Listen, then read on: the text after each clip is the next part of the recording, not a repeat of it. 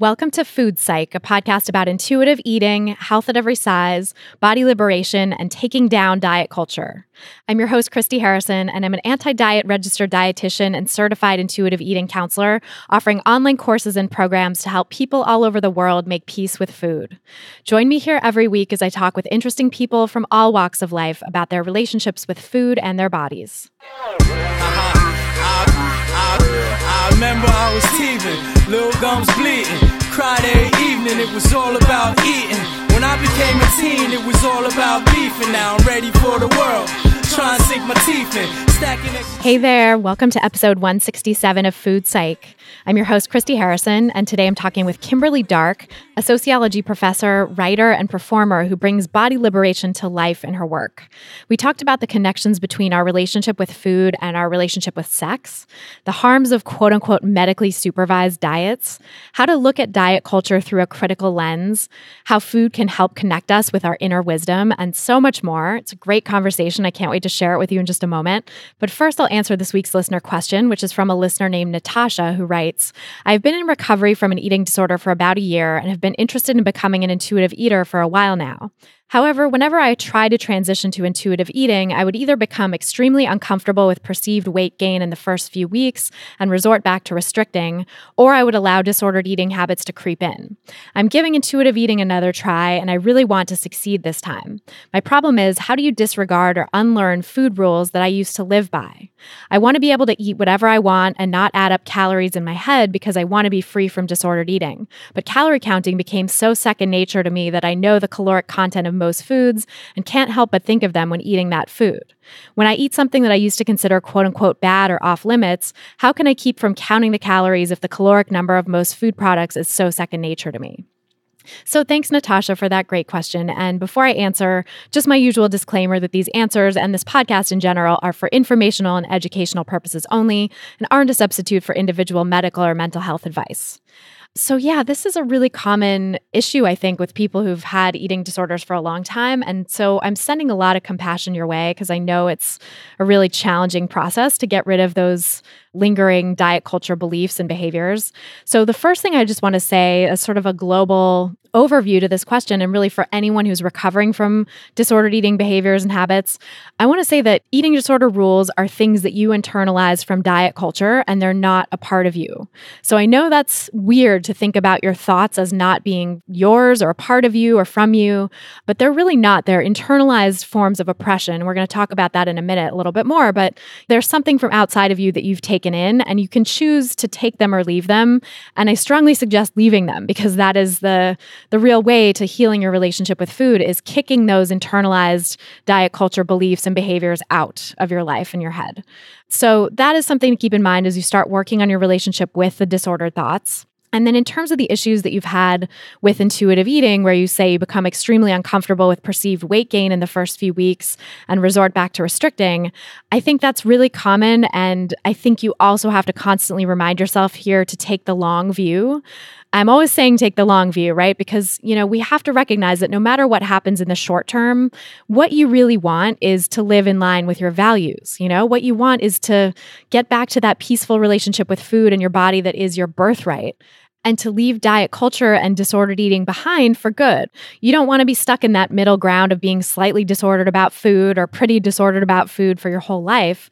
And the only way to avoid that is really to push through this discomfort and push through the short-term fears of weight gain, the fears of your body changing in the short term, because that's how you get to the long-term goal of having peace with food and your body. And again, we wouldn't think that there was anything wrong with weight gain or even necessarily perceive weight gain in ourselves at all, because we wouldn't be so hyper-focused on our bodies if it weren't for diet culture. And diet culture is a system of oppression. It's based on racist and sexist ideas from the 1800s, and we can't allow those ideas to govern our behavior anymore. If you don't live in line with racist and sexist values in your life, and I'm pretty sure that if you're listening to this podcast, you don't, you believe in equality for people of all genders and all ethnicities and all bodies and sexual orientations and everything, right? You probably believe in equality and liberation for all people. But this way of internalizing diet culture beliefs by doing disordered things with food and having a disordered relationship with your body, that is a form of oppression that you've internalized that is based on these racist and sexist ideas that are so retrograde and just need to go. And they're still causing havoc in our society in all kinds of ways, in the political system now, as we can see with the rise of far-right extremism around the world. So these ideas, it's not that like racism and sexism and all the rest has been obliterated from our society. Far from it. There's still these shades of it that are very much present and wreaking havoc on people's lives in this day and age. But diet culture is another way that those retrograde beliefs are holding on in modern day society. And it's really not as understood or as obvious as the other ways that those oppressive beliefs are holding on. We don't think of, even the most progressive people don't necessarily think of dieting and trying to change your body, trying to lose weight, or trying to quote unquote eat clean as a form of oppression that is coming from the same roots as racism and sexism, but it very much is. And so you don't want to let those oppressive thoughts govern your behaviors or your actions anymore. And the calorie counting is actually the same thing, by the way. It's a form of internalized oppression. It stems from diet culture, and it takes us out of the moment and out of our bodies and really away from the pleasure of eating and the feelings of satisfaction that we get from food. And so in that sense, it takes us away from the intuitive relationship with food that we were all born with and that we all deserve to have. This is a human right, a fundamental human right, is to be able to relate to food in our bodies in a peaceful way. And calorie counting really distances us from that birthright and from that reality by taking us into our heads where diet culture's lies have really taken root and where that internalized oppression really lives. So I know it's hard to stop counting calories when you've deeply internalized that form of oppression from diet culture and it's become so ingrained in you over the years that it's become a habit.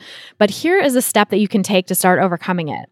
So before even trying to change it, just focus on trying to notice it. So every time a calorie count pops into your head, and then each time you notice it, mentally label it and say something to yourself like, this is diet culture oppression. Or you could say eating disorder behavior or EDB, as my fellow anti-diet dietitian Kylie Mitchell talked about in episode 98. You can say whatever little label or term resonates for you, but just use it to label those mental calorie counts whenever you spot them so that you can start reminding yourself, A, oh, I see this popping up, this is happening, and B, this is an unwanted diet culture intrusion that's coming into my mind and I don't want it. And so you may find yourself repeating that label dozens of times throughout the day. It might become like a little incantation, because if every time you're eating, the calorie counts pop up several times or dozens of times even throughout the meal, it might just be over and over again, like diet culture oppression, diet culture oppression, diet culture oppression, going through your head as you're eating. But that's okay, because right now the first step to reducing the frequency of those thoughts is just labeling them as unwanted intrusions and creating some distance between yourself and them. So it's reminding yourself, as I said earlier, reminding yourself that you are not your thoughts, reminding yourself that these thoughts are something that's come from outside of you and that you, yes, took in and internalized, but that you don't need to anymore. And that in fact, they're harming you. And so you need to get them out. You need to put them back outside at diet culture's doorstep where they belong and tune back into your own peaceful relationship with your body that is your birthright. So that's the first step. And then eventually with lots of time and practice, and I'm talking, months here, I'm not talking a matter of days, I'm talking like months of consistently trying to practice this. And of course, you're not going to remember to do it every time, and that's okay too, but just make it a practice to try to notice those thoughts and try to label those thoughts.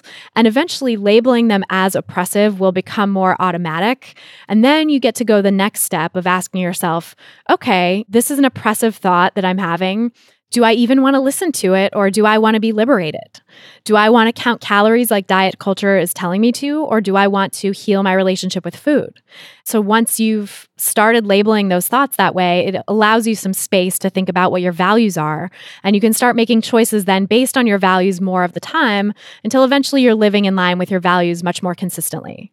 So this all takes quite a while. So that's why I'm saying it's not going to be a matter of days here. It's going to take months of this kind of practice to start kicking those thoughts out of your mind, or just giving you a little bit of space to make a different choice and to say like, okay, this calorie count that I'm having in my head is oppressive. I don't want to oppress myself. I want to be liberated. I want to get back in touch with my intuitive relationship with food that I was born with, that I deserve. And so what choice am I going to make now? What's a different choice that I can make?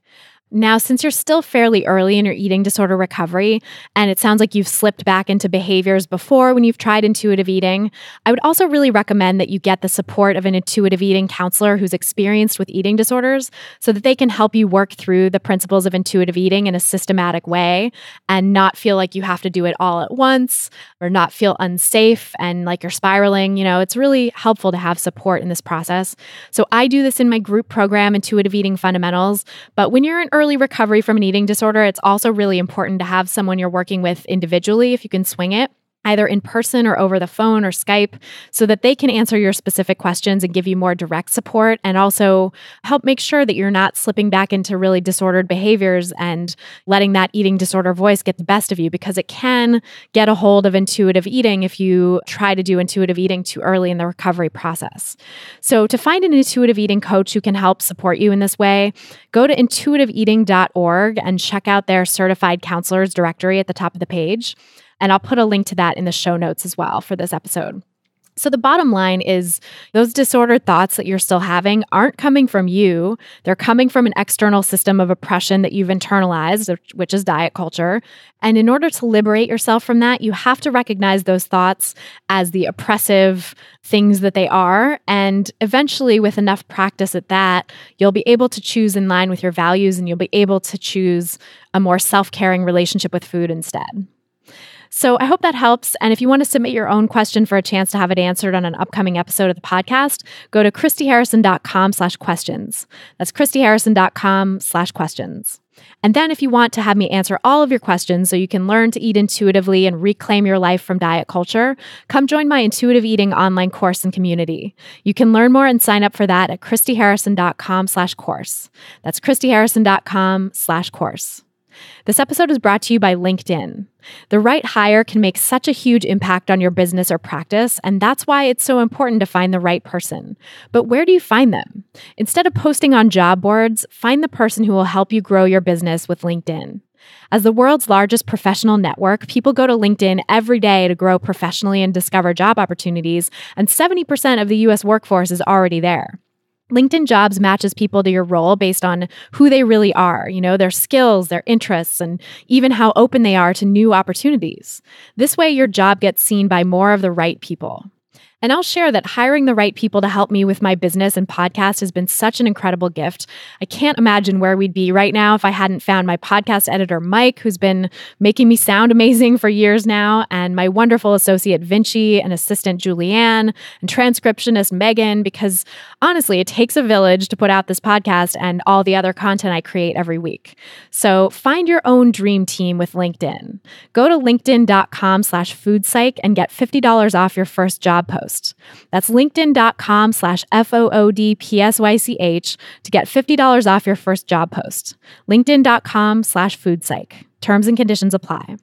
This episode is also brought to you by Tomboy X, whom I'm so psyched to have as a sponsor because size and gender inclusiveness are really central to their whole brand. They're revolutionizing the underwear game by making underwear to fit you and how you see yourself. Tomboy X has everything from bikinis, briefs, boxer briefs, trunks, and boy shorts to soft bras and racerback bras, which are hands down the most comfortable bras I've ever worn. I'm actually wearing one right now, and it's amazing. And they come in everyday basic colors and fun seasonal prints like wildflowers and polka dots that are actually little cat heads and octopus and all kinds of fun stuff. Regardless of where you fall on the size or gender spectrum, Tomboy X offers amazing underwear that anybody can feel comfortable in. Now you can support the podcast and support their amazing mission at the same time. Just go to tomboyx.com/foodpsych and check out their special bundles and pack pricing. FoodPsych listeners will also get an extra 15% off with the code FoodPsych. Again, just use the code FoodPsych, that's FOODPSYCH, for an extra 15% off. Ditch whatever you're wearing for a pair of Tomboy X underwear. Go to tomboyx.com/foodpsych. And now, without any further ado, let's go talk to Kimberly Dark. So tell me about your relationship with food growing up. Wow. I suppose like a lot of people, I had a relationship with food that was fraught from the beginning because I was a, chubby kid. And so the constant worry was that I was going to stay fat. I don't know. I feel like this happens with with babies. If you're a girl, it's a bad thing to be chubby, and if you're a boy, it's okay. But so, I think there was about messages about restriction from the beginning from my family. And also that created a situation where, pretty early on, early as 3 or 4, I was aware of like wanting to put food aside because maybe I wouldn't get any later. Or also eating before the family would get up in the morning, like I could reach the cereal in the cupboard when I was 3 or 4 years old. So those were the beginnings of my relationship with food. I know that's going really far back. And then, of course, later, the same thing was true, but with a relationship to friends as well, being in elementary school and being the fattest kid in my friend group. And other kids were always trying to figure out, oh, well, what's different about you, even though I wasn't actually eating anything different than anyone else was eating. Right. There's always this sort of search for a reason why someone is fat. Yeah, I have a very distinct memory, actually, of my friend, one of my closest friends, suddenly decided one day, it's like we're all eating school lunch. We're all literally eating the same things, And so she decided that I must be fat because I actually look at my food when I eat it rather than having conversation like everyone else. And I thought, well, I'm having conversation with you right now. And what are you like that was the weirdest, right? That was the weirdest theory. It makes no sense. She was like grasping. Yes. Yeah. That is so interesting. And there is this sort of, because it's diet culture, right? It's like we're all indoctrinated into diet culture from birth. And, some people have a memory of intuitive eating as kids. And I think in a lot of cases, there's thin privilege tied up in that. But if you're fat from the beginning, or if someone thinks you're fat from the beginning, even if it's like your body becomes a problem without your consent, without your awareness, just somebody makes it a problem, then suddenly like your eating is so policed from such a young age that you don't really get to experience that intuitive eating birthright that we all have. You don't get to experience what you were born knowing how to do with food. It's very true. And I think it came to me slowly from listening to other people's stories of feeling carefree around food as children that, oh my gosh, I never had that. That literally just didn't happen for me. I also find it interesting. I'm 50, and the different ways that people relate to food as a child in different time periods. Charlotte Cooper posted recently a old video from the 70s of the Fat Underground. There's this group of women in California, I believe, who put together, they were, really basic videos where they were reading their personal experiences and thoughts with food and size and weight stigma. But they were so radical. And it was really striking to me to look at this video because, of course, those were the years when I was a child. And I feel like in the work that I do, I'm more often talking to younger people who are navigating these experiences with food, in the 90s. And how, the similarities and differences, but from being in the 70s was like really, your body is a problem to be fixed. And it is of dire importance that we do something now because you are utterly unlovable. And, there is no way to be employable. There is no way to be, there was such open understanding of how stigma would affect a child's life growing up. But that didn't stop anyone from applying the stigma. That's the strange thing about it. Right. It's so problematic how this effort to ward off stigma actually creates and perpetuates stigma. And parents usually are doing the best they can and trying to protect you. And it sounds like, maybe we can dig into that a little more, but it sounds like that's kind of where your family was coming from in sort of applying that pressure to you. But it sounds like you experienced it as really stigmatizing, and it was reinforcing and creating that stigma. Yeah, absolutely. And it's a bit of a head fuck to think about. Like, I understand that my parents love me and want something really good for me, but at the same time, there is a cruelty and what's the word I'm looking for?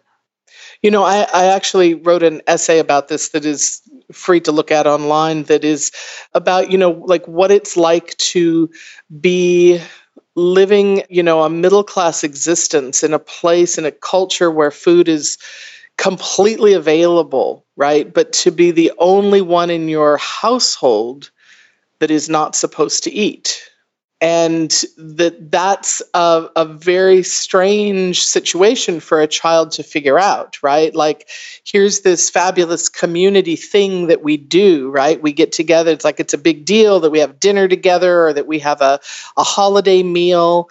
But yet I'm praised if I don't participate fully, or ridiculed if I participate too fully, So it's a strange thing, because I think, and obviously not every child goes through that. I think because sometimes the whole family is doing a strange dance around food and deprivation, but for me, I was an only child, and my parents, at least at that moment, were both slender.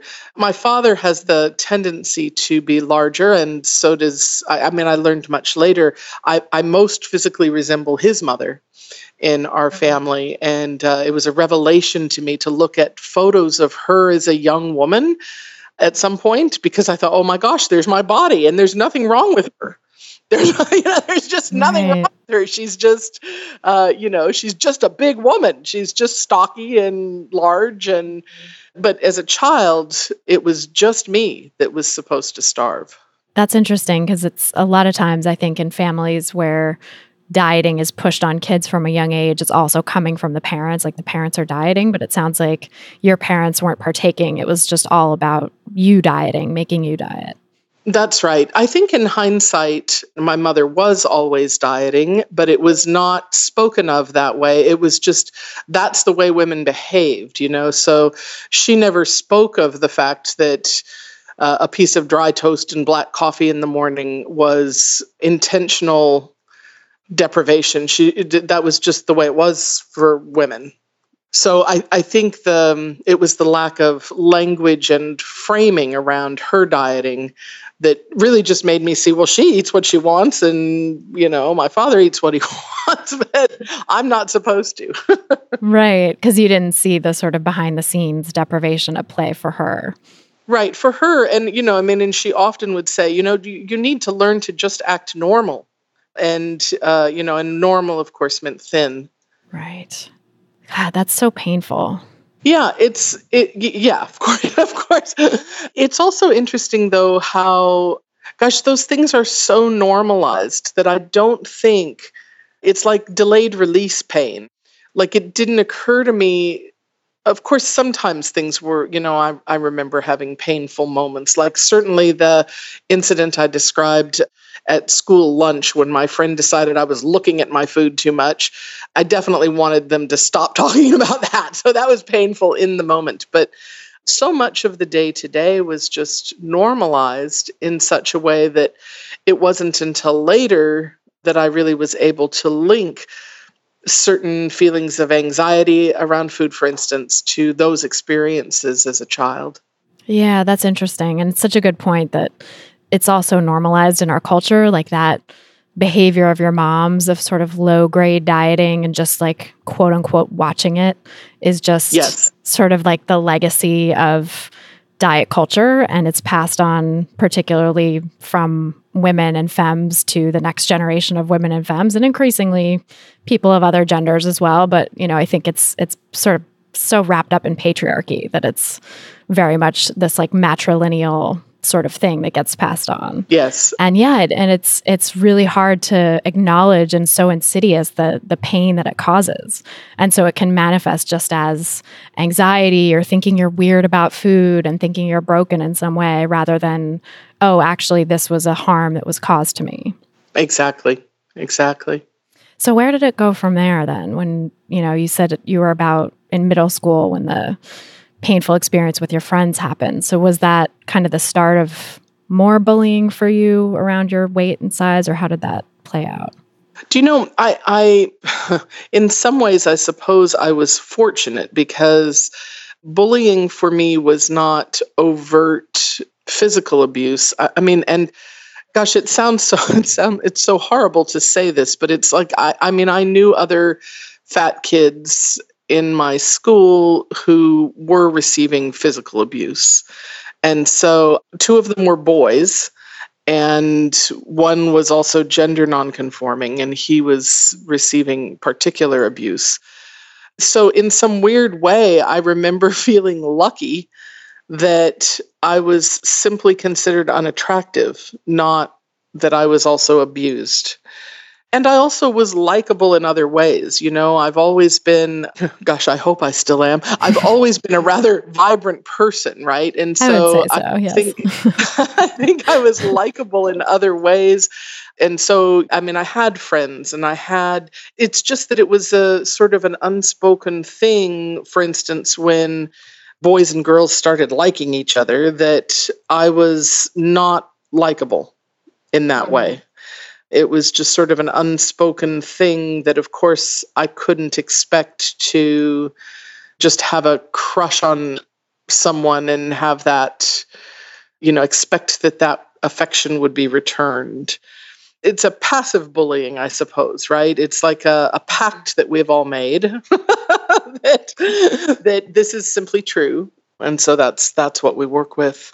With regard to food itself, I would say that same relationship continued, but I became more vehemently involved in it, right? Rather than it just being deprivation that my parents enacted on me, I took up the cause as well.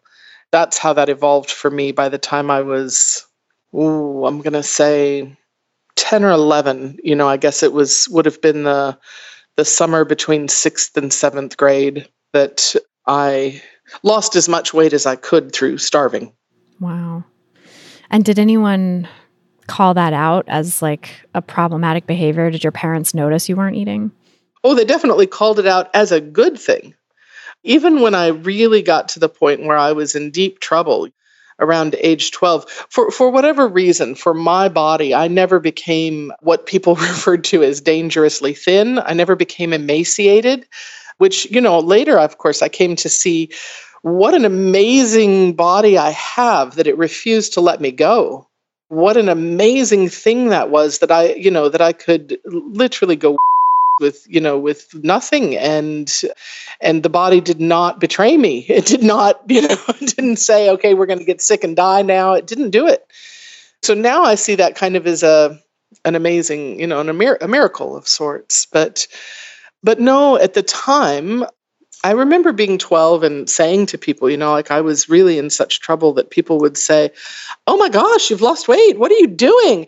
And I would literally just deadpan say back to them, that's because I haven't eaten and I'm starving. Like I would just literally say that sort of thing because, it's like I was getting angry. It had become astonishing to me that really no one cared. Right.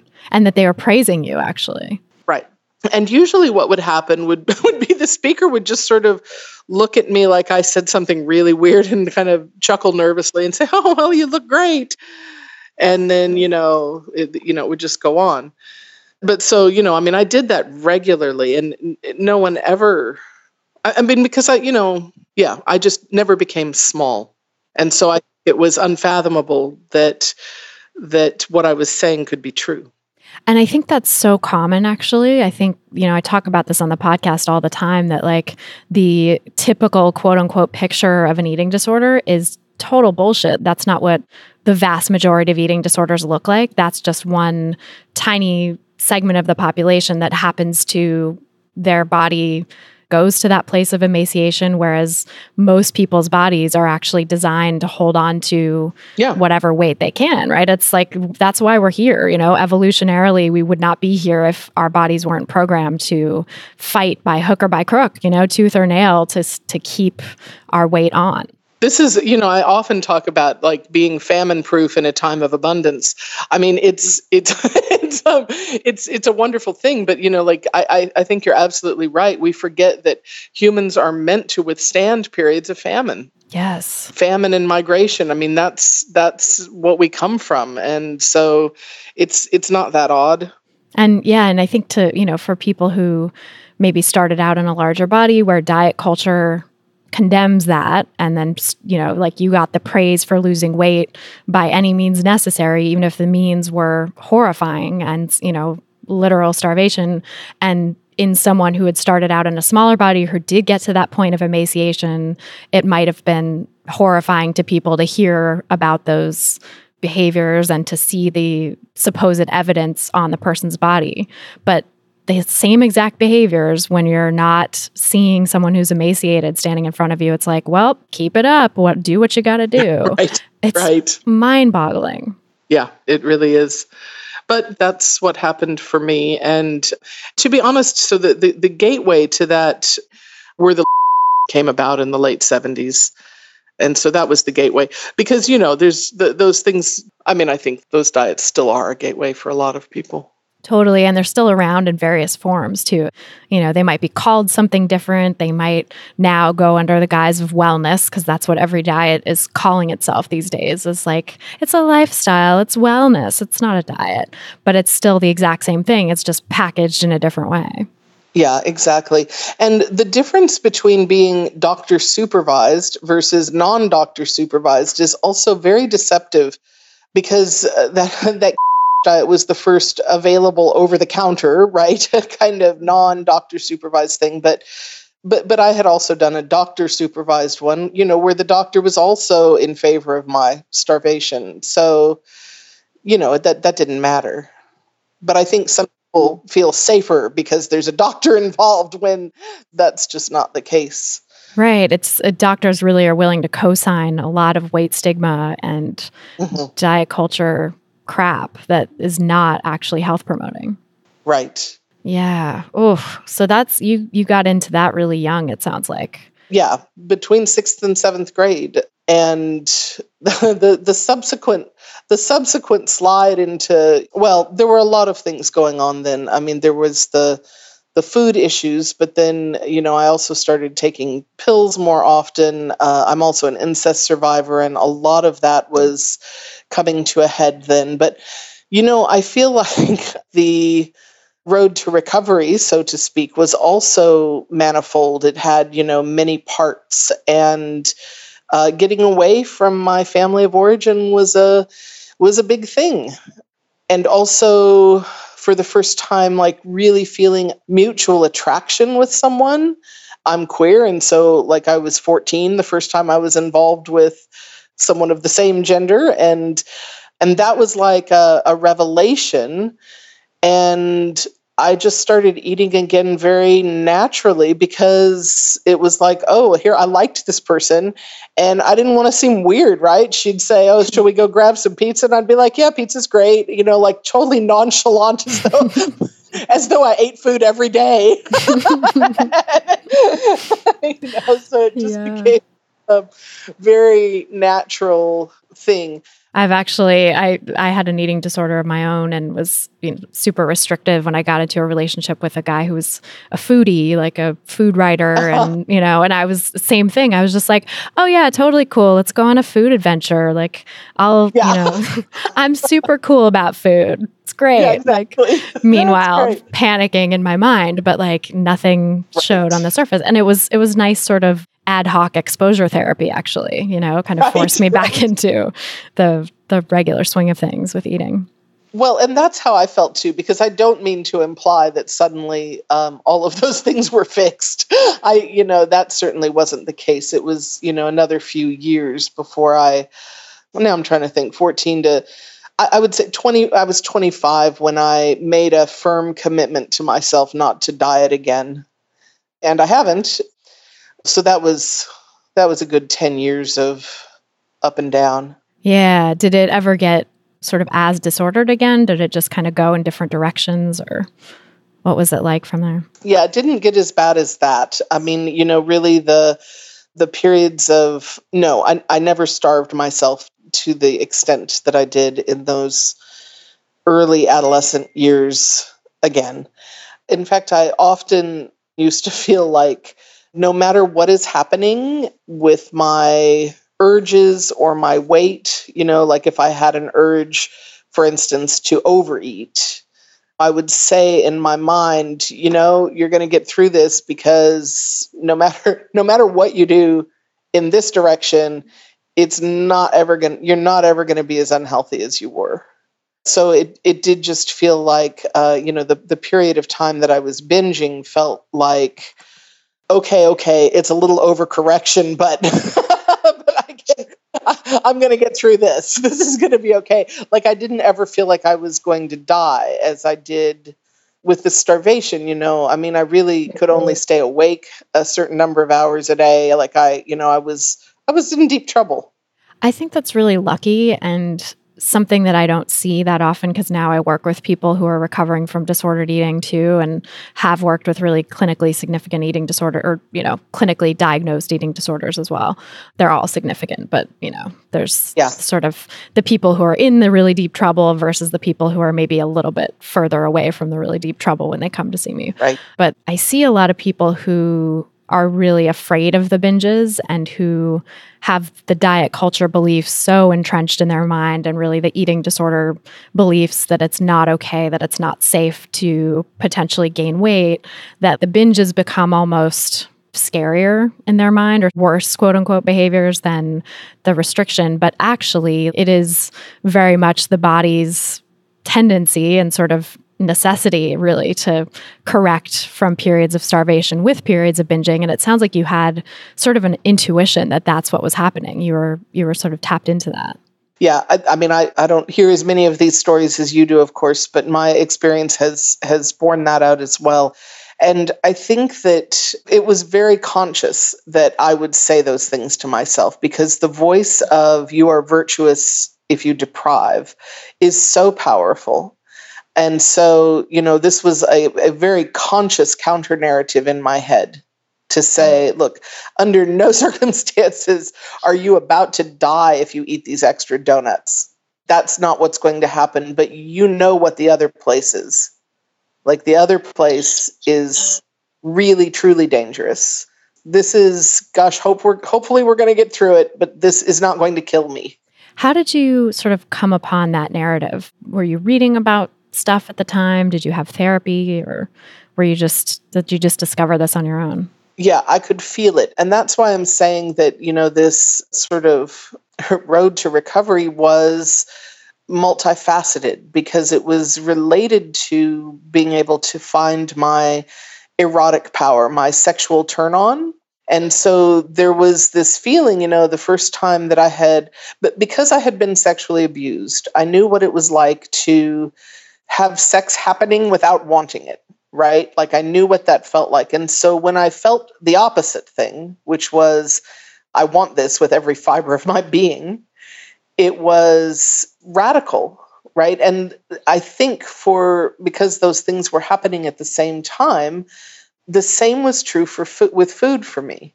And so the feeling of starving, as much as I could feel virtuous about it, was quite opposite to the feeling of being satiated.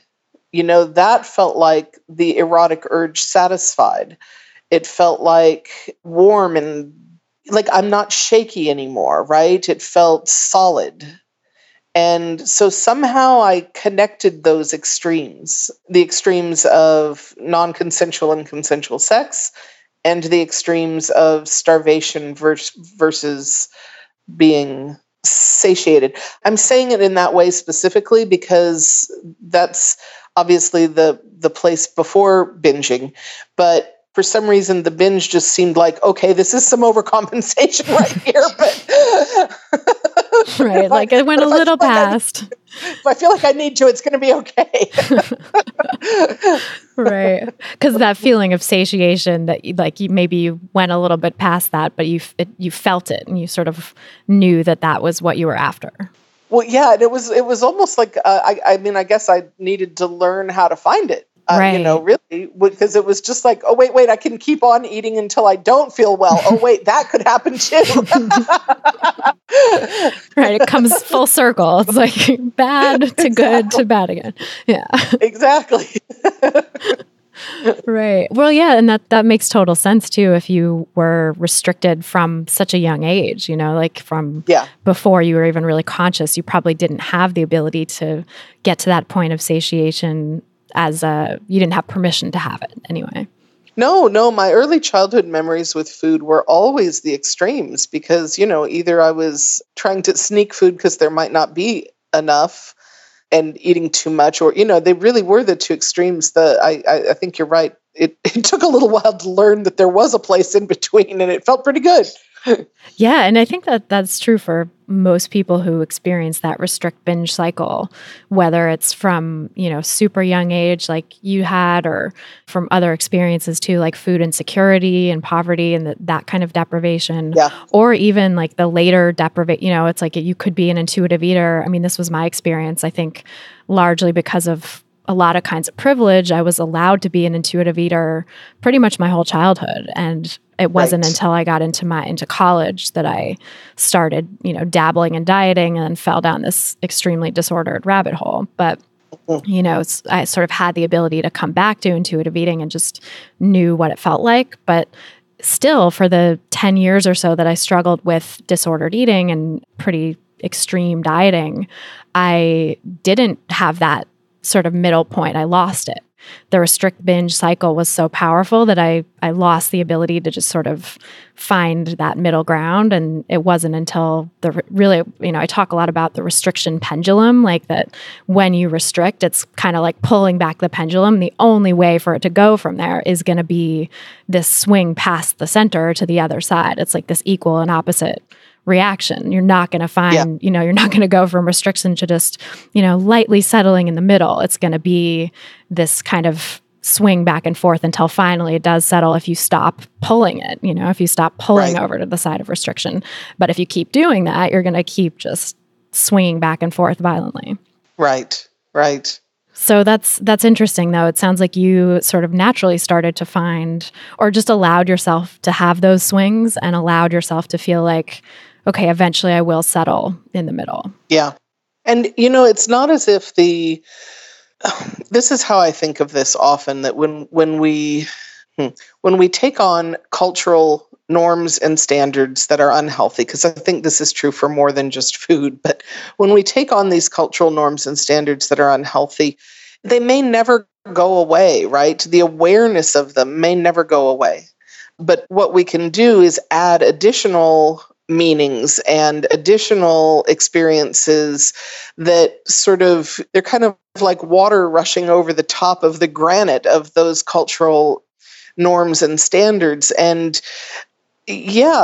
over time, even granite breaks down, it begins to get cracks. It begins to, so I still have, at 50 and, really having not dieted for the last 25 years, I still have moments where a twinge of hunger brings up the thought that, oh, there's something virtuous happening. And the difference is that now there is also a quite strong voice in my psyche that says, isn't that fascinating? That can still, isn't that fascinating? And how wonderful that you don't live there anymore.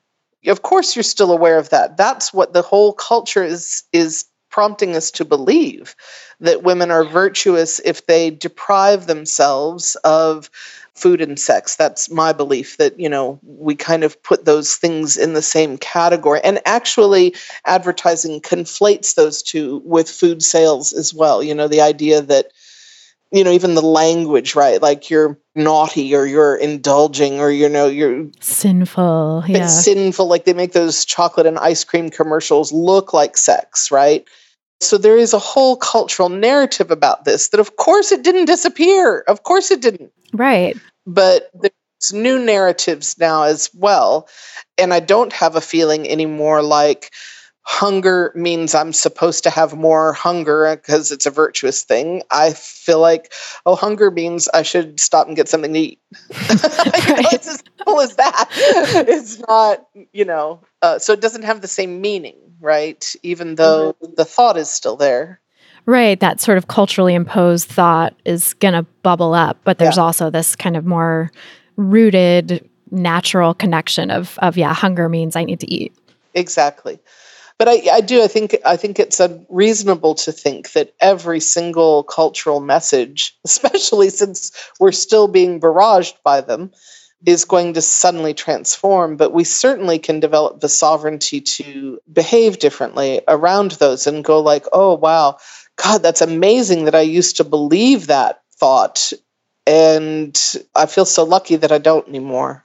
I feel like that sort of form of dialogue comes up for me at least daily, if not more often. It's like there's always these little moments of catching diet culture. Because I think once you spot it, it's like this pattern game. It's like you just see it everywhere. Yeah. So I think that sort of response just feels so common for me now. It's like, oh God, thank God I'm not doing that anymore. Oh, look at that, and it's sort of this reinforces like gratitude for not doing that, helps reinforce my self-care, really. Yeah, that's right.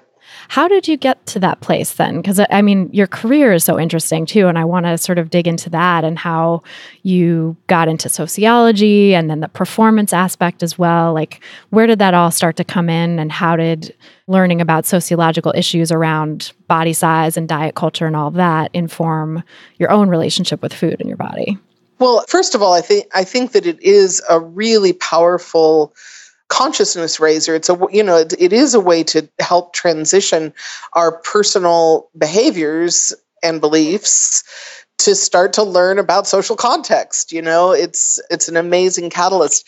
And I think for those of us who teach critical sociology or women's studies, and you constantly see people go, oh my gosh, I didn't know that I wasn't the only one who experiences this thing. And I mean, I can understand why some people view women's studies as activist curriculum, but it isn't that we're in there teaching people that they should, go out and smash the patriarchy, although that's not a bad idea. I'm teaching people to see the patterns of what cultural programming does, and to start to look critically at the media that we consume. And so it's just an automatic step, right? And it was for me too in my life. I remember taking sociology courses in college, and I didn't even know what that was. But as soon as I started taking the classes, it was like, oh, I understand my life better. Isn't that amazing? And so there was definitely a link there.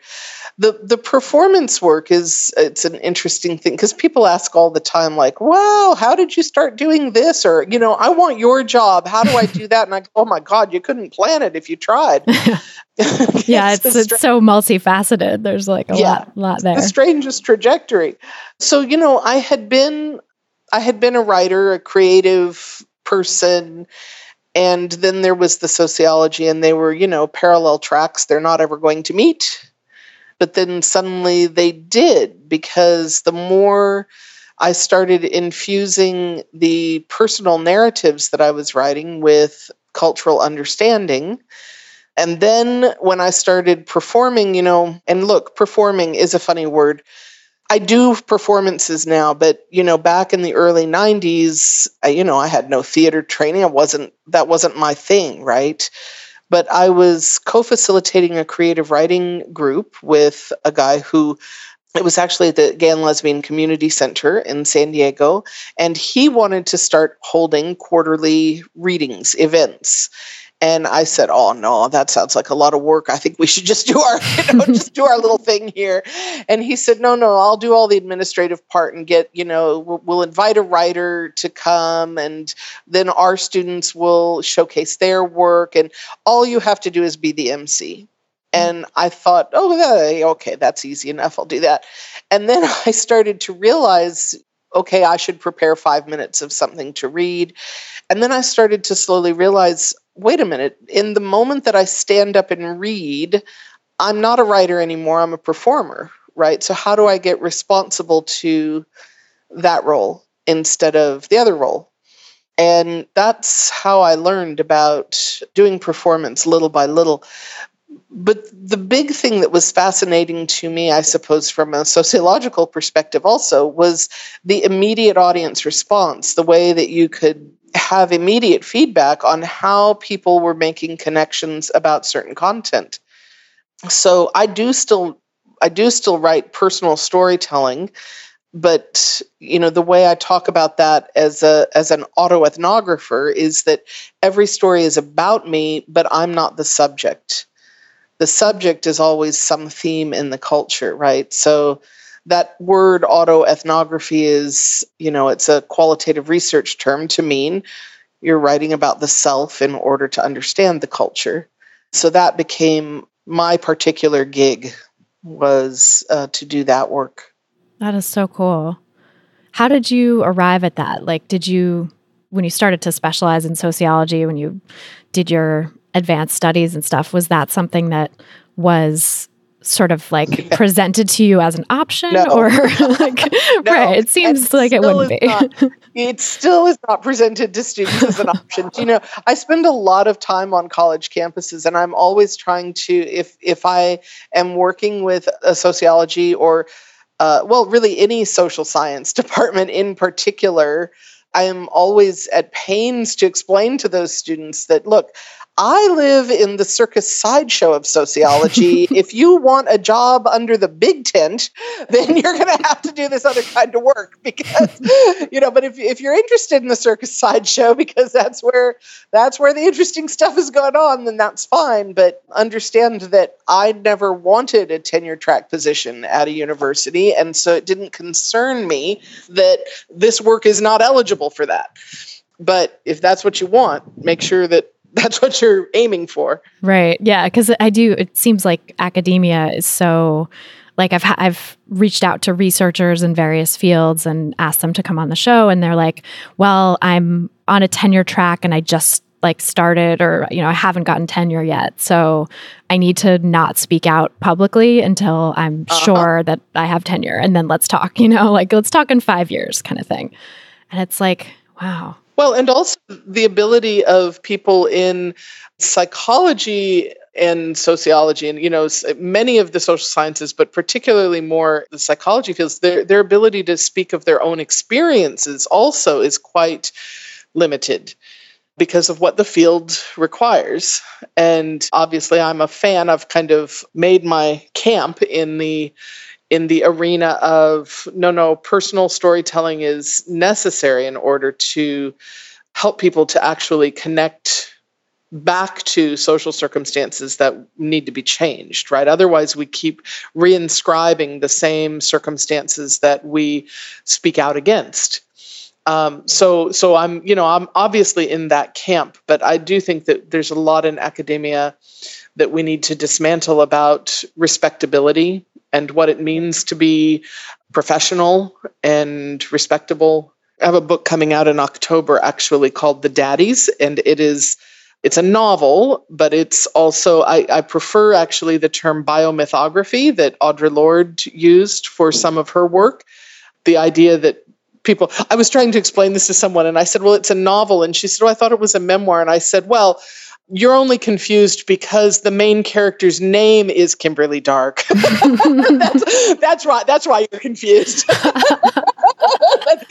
but no, it's still like magical realism kind of, it's a love story, but it includes, there's a lot of erotic content in that book. It's chronicling kind of our cultural relationship with daddy. Daddy is father, daddy is president, daddy is God, daddy is lover. That sounds fascinating. Yeah, but this is also like, I'm very aware it's coming out on an academic press, but, I've gone through all the back and forth with them to make sure it's at an accessible price. We're also trying to market to a general audience. But I'm very aware that this is the kind of book that, even though it's an academic press, would not be publishable if I had a tenure-track job. Because you're not supposed to. We don't talk about sex very much in the social sciences, even though obviously that is an extension of the social life. Yeah, it's fascinating. Why is that? Why don't we talk about it? Well, I feel like when this book comes out, I'm getting ready to give that lecture quite often. I'm sure. Yeah, it's a big question. It's like, what? It is, but it's a good question. And so I'm happy to talk about it. Yeah. Well, I'm curious too about, just sort of to get into that a little bit around talking about sex and sociological issues and relationships with one's body, both in your own experience and in your experience of teaching this material, either through lectures and traditional academic settings or your performances and sort of more personal revelations. Like, what do you find is sort of the intersection of those things, sex and the body and how we talk about sex? Yeah. It occurs to me just in listening to the way you framed the question that you just asked. The first issue is that we still are in a place in scholarly conversations where we are not acknowledging the body as a site of knowledge. We're just not there, like we still are acting as though all knowledge emanates in the mind. And it obviously isn't so, right? Like, you can very quickly in a conversation bring someone around to moments when they can remember having bodily knowledge. Just hunger itself, for instance, is a bodily knowledge. Right. The fact that if you are watching a film and something strikes you as very sad or desperate, that your eyes will puff up and mucus rises and, tears come out. That is a bodily knowledge, right? It's not like somebody just blew pepper in your face and it's a response to physical stimulus. So I think this is an immediate issue, right? Is that when we think about what arouses us, suddenly that is in the realm of, I shouldn't talk about that, as though it's real knowledge, as though it carries real information. So in writing The Daddies, I am very interested in how it's going to be received, in part because there are plenty of passages that should either arouse or disgust a reader, depending on how they're reading it. And I'm interested in what happens when we allow those feelings into the conversation that a reader is having with the book, alongside the thinking of, for instance, I've used some of Bell Hook's thinking quite a bit in that book, right?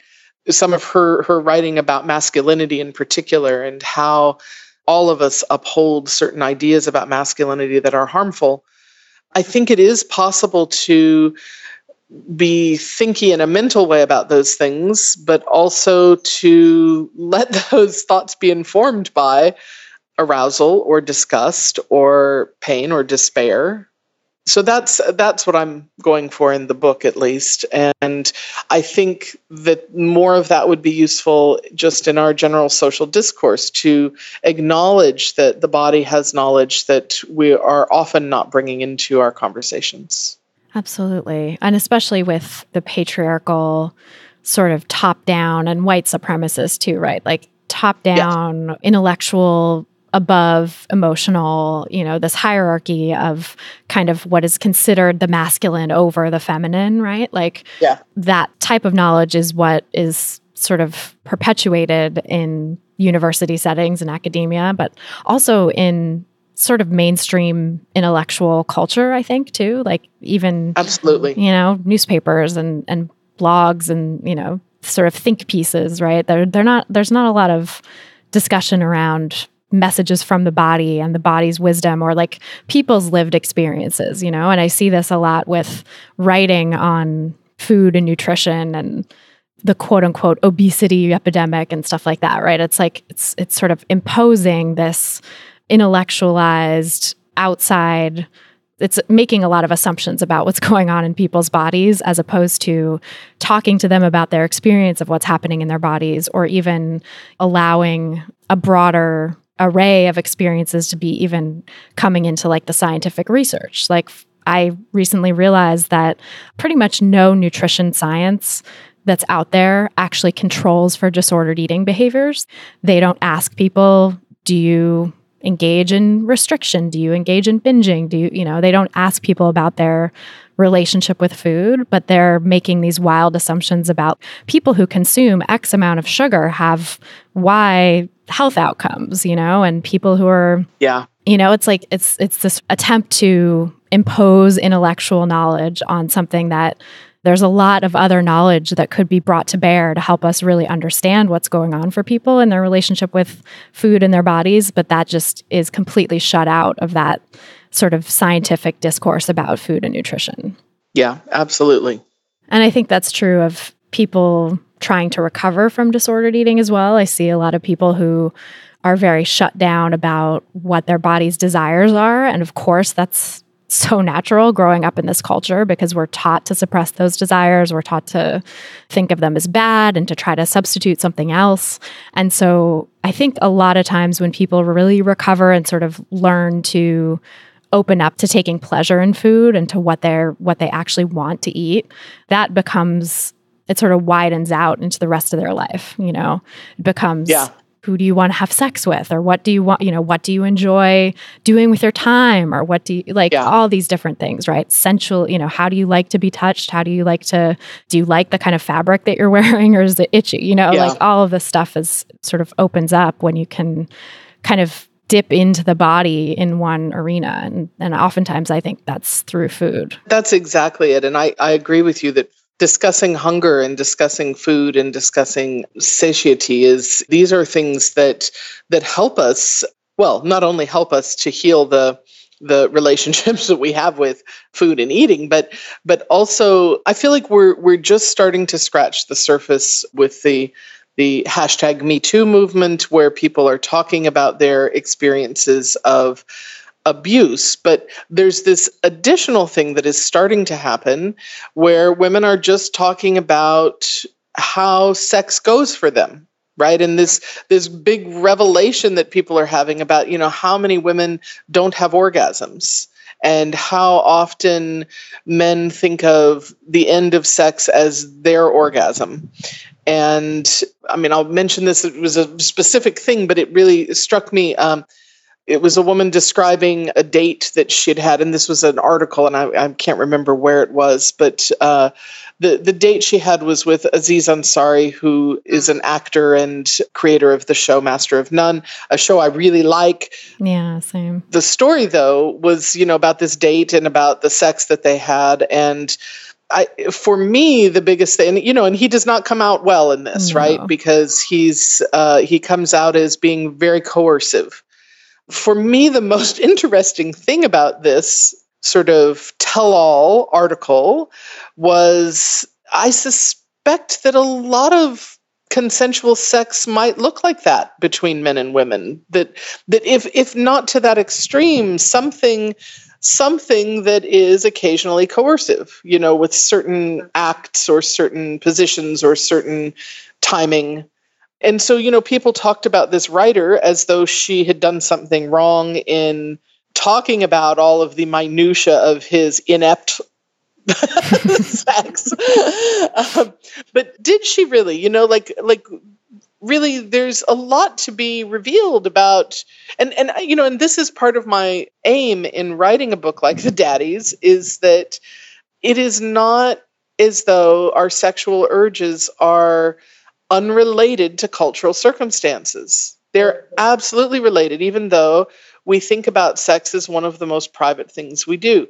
Well, a lot of women, the way they relate to food is also very private, because we have the same messages about food as we do about sex, as I've already mentioned, that idea of sin and indulgence versus deprivation versus naughtiness versus, the whole way that, food is advertised with like angel wings and a little halo over it. Yeah. These kind of tropes that we use to talk about food that women eat are very similar to the way we talk about women's sexuality. And so I think there's just, it's like, yeah, okay, Aziz Ansari got skewered in that one, but there is so much room for more of that. Oh, yeah. So much room. I know. I feel like most women could write a story like that. I read that and I thought, like, yeah, he's a jerk, but also I went on dates with a lot of jerks like that. I had been in situations like that. Exactly. I don't know anyone who hasn't really. And it's exactly. It's horrifying. Well, it's also, going back to the sort of connection between food and sex, I think it's really interesting that like right now we're in this time when food is very performative. There's this whole wellness culture on Instagram and people showing their green smoothies and their, their bowls of these pretty vegetables and stuff like that. And it's a similar way. I mean, I think throughout history, throughout diet culture's history, there have been different iterations of like the performing health in some way, quote unquote health, whether it was like aerobics back in the 80s or now we have the smoothie bowls and who knows what the next iteration is going to be. But there's always some sort of way that women are sort of particularly pushed to perform like health and nutrition and eating in a certain way.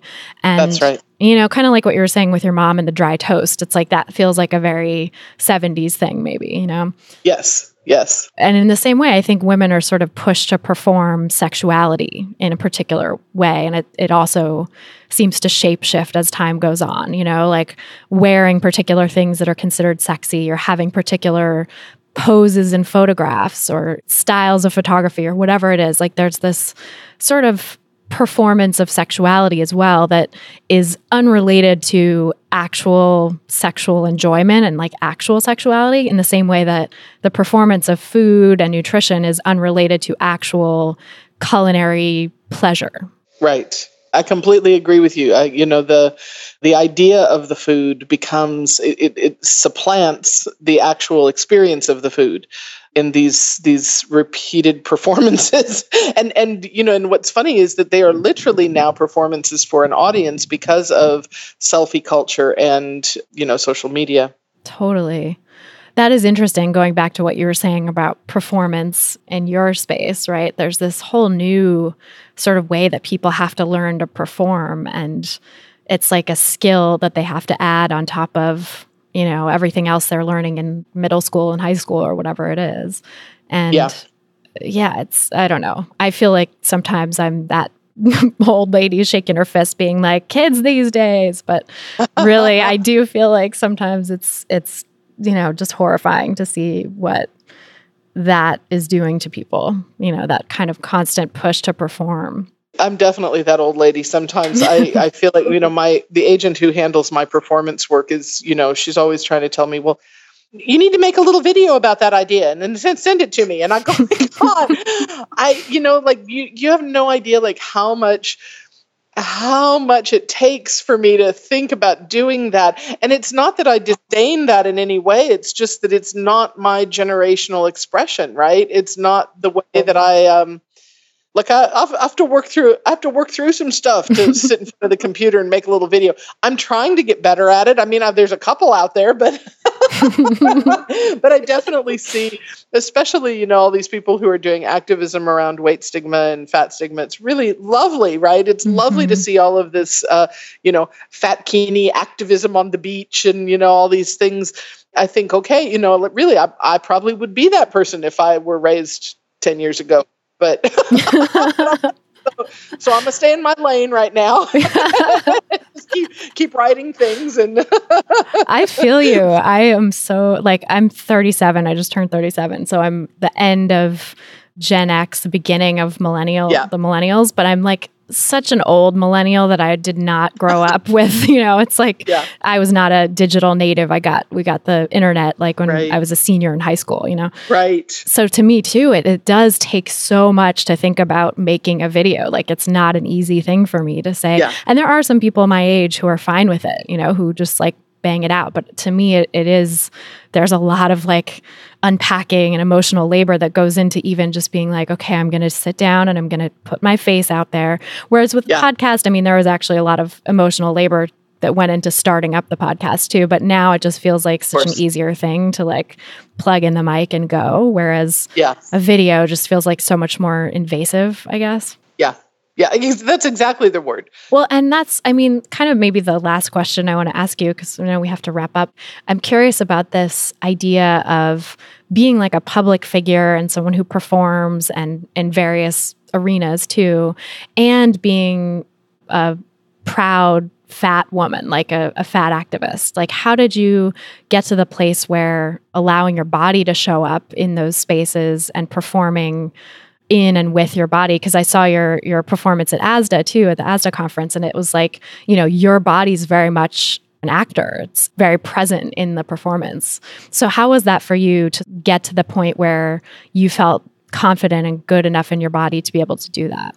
So that happened over time. And I want to say it like that because always I have been aware of if I'm on stage, I'm aware that I'm a fat person on stage. I mean, there's, of course I'm aware of that. But if I am highlighting other things, other topics, other aspects of my identity even, then that felt okay. Even 25, 30 years ago, it felt okay. As my own thinking and analysis of the world grew more intersectional, I started dealing with the intersections of, body size and appearance and gender or race or sexuality, for instance. And so that happened gradually. I am interested, though, in how there are always multiple narratives happening on stage. This is one of the things that is most interesting to me about doing performance as a means of, look, performance is entertainment. Of course it is, but it's also a means of education and expression and, that there are always multiple narratives happening at once. So in a show where I'm talking about, for instance, gender and sexuality, and I never once mention being fat, I am still incidentally fat, right? Like there's visually that never goes away. And so part of what the audience is looking at, like, for instance, if I'm telling a story about some kind of foible with a lover and whatever, the audience is also having to deal with the fact that I am a fat woman talking about being sexual, even though I never mention fat, right? So at some point I started to realize, there are multiple narratives happening here. And I have started out by thinking that I was really only in charge of the one that I had written, the narrative I had written. But what if there were interesting small things that I could do to actually steward more than one narrative at the same time? So, for instance, I do a lot of performances at colleges and universities. Here's another one I'm dealing with now, is that I am definitely their parents' age.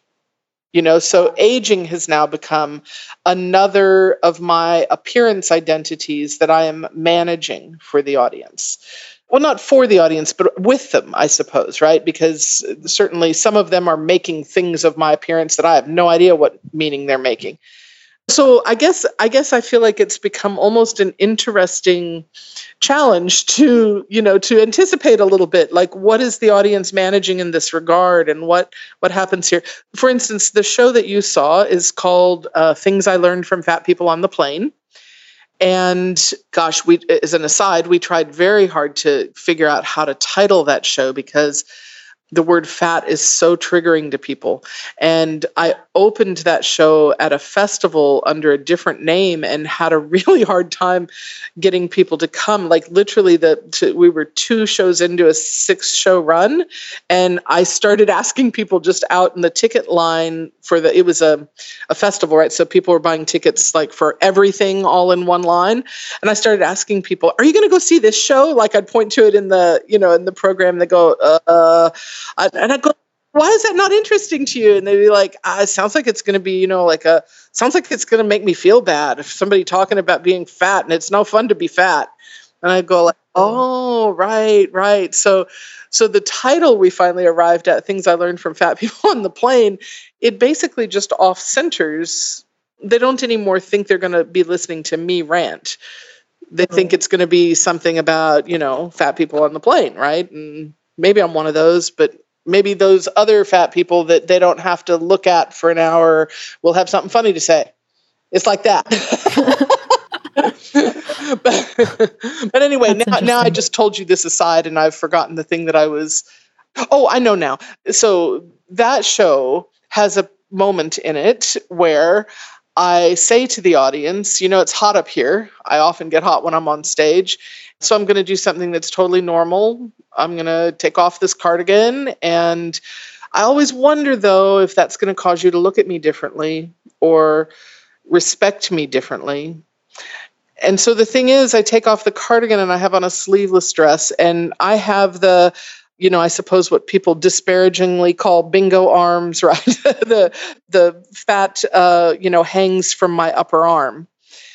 But this is literally, it's a stigma management issue that people with these arms, of course you think about this. Do I wear something sleeveless if I want to be respectable? So the thing that happens that I've learned from this show is that many people have told me that was a significant moment for them in the show when they realized, oh my gosh, I would totally not want to look at you and like anything you had to say if that's what you looked like from the beginning. And I found it so interesting at that ASDA conference that it was almost as if a number of people were like, so what, you took off your cardigan? And that's great. I mean, obviously that's the response. That's the response I want more of in the world. How it should be, yeah. But that's an example of drawing attention to the visual narrative that the audience might not really know that they're engaging. That is so fascinating. I think, just sort of this idea of bringing out the unconscious judgments that people might be having and talking about them and using that to further the message of the show is so powerful. And I wondered actually in that show about that line. I was like, I don't know if she needs to say this at ASDA. I was like, no. I think this is maybe part of the show. It was hard to, because sometimes those little moments, right? It's like, it seems so natural. I was like, oh, maybe this is just, her taking off her cardigan. But no, it had, as I saw the rest of it, I was like, this has such meaning, and it makes a lot of sense why you would sort of take these moments to draw attention to your body in particular ways and how you're showing up. Yeah, it is very hard for people to, one of the things that show really underscores, I think, is that people do this mental gymnastics around that if they're going to like and respect me, they're going to dismiss my fatness. Right? But that show, like literally every 5 minutes, is bringing their attention back to, this is how I look on the plane. Okay, this is how I look with this seatbelt. Okay, now this is what my arms look like. Okay, now this is what, and sometimes there is real confusion from people afterwards of like, oh my God, like you would not let me stop seeing you this way. And I wanted to dismiss it. I wanted to make that go away. And that's kind of the point for me, is that like, oh, actually, because these are the experience is very different. I'm not meaning to draw a corollary between the experience here, but the pattern is the same. We do the same with racism, for instance, right? That as long as, this is why the issue of having a natural afro is such a big frickin' deal, is because if you can change things about your appearance, for instance, if you're Black, that make white people more comfortable, then it's possible that there's a smaller portion of racism given to you, right? And it makes the white people giving out the portion also feel better. It's that moment where I take off the cardigan where the audience thinks, actually, I was really much more comfortable when you left that on, because now I have to look at your arms while you talk. And, and I think we have to get to this place where visually the person sitting in front of you, regardless of race or gender or size, is fine. Like, we have to get to that place, and we're so far away from it right now. But this is the interesting thing for me about performance, is the written narrative, the visual narrative, often very different. I love that. I think that's so important and powerful, because you're right. Like, the ultimate goal that we need to be aiming for is to be able to allow people to show up in their wholeness and their embodied selves and be okay with them in every aspect. And if we're kind of forcing people to consciously or unconsciously erase parts of themselves, and if we are also, as viewers or conversationalists, are erasing parts of people's being, then what is that really accomplishing? That's just kind of perpetuating the same system. Exactly. Oh, God, I could talk to you forever. This is so fascinating. And I feel like we covered so much good ground here, but I don't want to keep you forever. So tell us where people can find you online and learn more about your work, including your upcoming book. Oh, thanks. KimberlyDark.com is the home for all things. And there is a tab there that says in print, and you can find information about The Daddies coming out in October, about Love and Errors, which is a book of poetry I wrote. And also there is a whole list of clickable articles that are just free to read on a variety of themes related to the body and culture.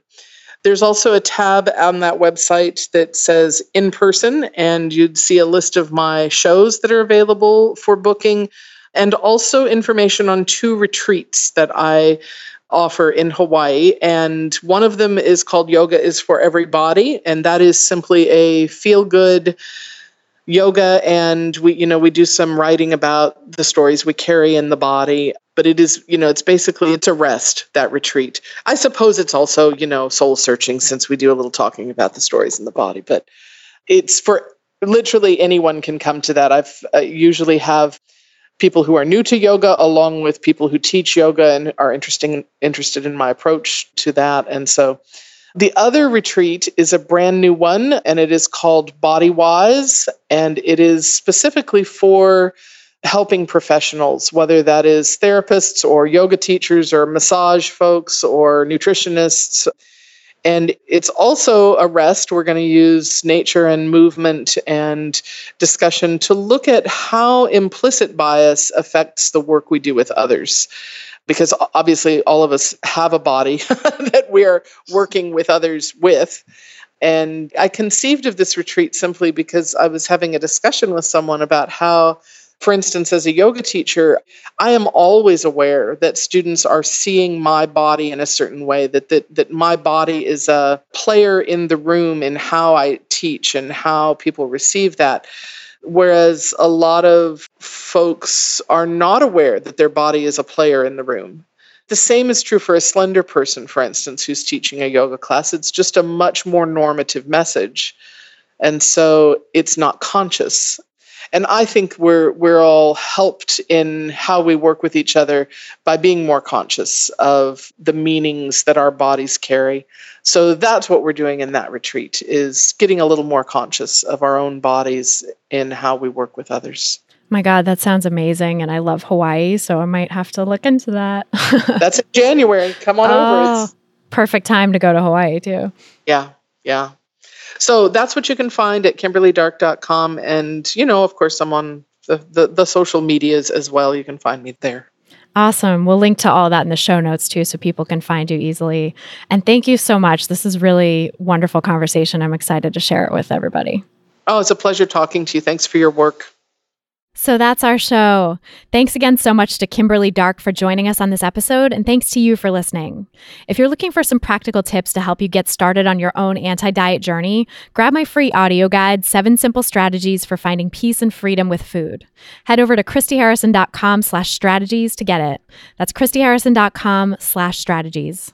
If you've gotten something out of this podcast, please help us reach more people who need to hear this anti-diet message, because so many people do, by sharing this episode on Apple Podcasts or iTunes or your favorite podcast platform. And you can also leave us a nice rating and review in your podcast provider of choice, which is another way to help new listeners discover us and is always so appreciated.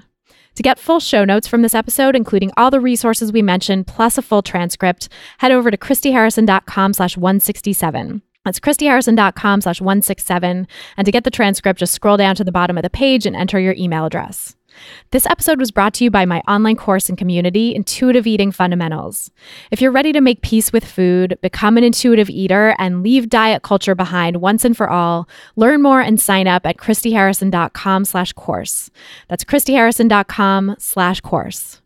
A big thanks to our editor and engineer, Mike Lalonde, and to my Food Psych programs team, our community and content associate, Vinci Chue, our administrative assistant, Julianne Watasik, and our transcript assistant, Megan Saichi, for helping me out with all the moving parts that go into producing this show every week. Like I said before, it takes a village. Our album art was photographed by Abby Moore Photography and designed by Meredith Noble. And the music you're hearing behind me now is by a band called AWOL, and the track is called Food, used under the Creative Commons license. Thanks again for listening, and until next time, stay psyched. Stupid or scared, no work in the kitchen now.